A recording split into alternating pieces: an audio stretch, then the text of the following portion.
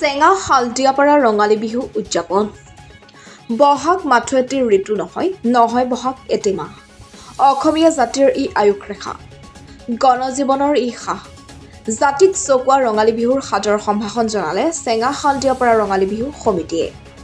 ৰজন জনাই আকৌ আহিল বসন্ত উৎসৱ ৰঙালী বিহুতেই। ঋতুৰাজ বসন্তৰ আগমনত আউল বাউল হৈ পৰিছে প্ৰকৃতি। এক অনামী ৰঙৰ সৌন্দৰ্য, মাধুৰ্য আৰু প্ৰাচুৰ্য। বহাগে আনে ৰঙালীৰ আগলি বতৰা, আনে হিয়াৰ বতৰা। চেঙা হালদিয়াপাৰাৰ বিগত বৰ্ষসমূহৰ দৰে এইবেলো 1, 2, 3 আৰু 4 বহাগ 1432 ভাস্কৰাব্দ 15, 16, 17 আৰু 18 এপ্ৰিল 2025 খ্ৰীষ্টাব্দ তাৰিখ কেইবাটাও বাৰেৰহণীয়া সাংস্কৃতিক কাৰ্যসূচীৰে হেঁপাহৰ ৰঙালী বিহু উদযাপন কৰিবলৈ লোৱা হৈছে।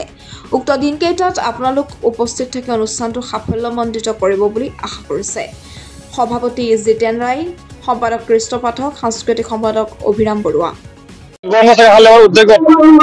প্ৰতি বছৰ ধৰি এইবোৰ আমাৰ অসমৰ বাপতি এখন ৰঙালী বিহু উৎসৱটি আয়োজন কৰা হৈছে। আজি আমাৰ এই কাৰ্যসূচীৰ এই অনুষ্ঠানটিৰ তৃতীয়টো কাৰ্যসূচীৰ বাৰে বৰণীয়া সাংস্কৃতিক শোভাযাত্ৰা আৰু ইয়াৰ পিছতে আমাৰ বিভিন্ন খেল ধেমালি আয়োজন কৰা হ'ব।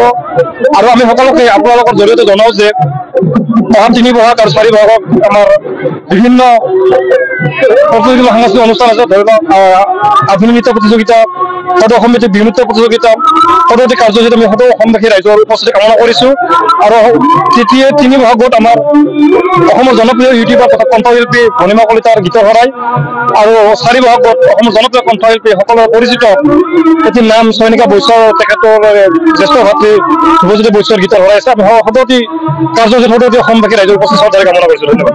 আছিলে আৰু তাৰে আজি আমি সাংস্কৃতিক শোভাযাত্ৰা আমি হালদিয়াপাৰাৰ পৰা আৰম্ভ কৰি আমি চেঙা সভা মহোৎসৱ ফিল্ডলৈ আহিছোঁ। ইয়াত আমি আপোনালোকে দেখিছে বাৰে বৰণীয়া সাংস্কৃতিক সমাজত বিভিন্ন ধৰণৰ মানুহ আহি ইয়াত উপস্থিত হৈছেহি।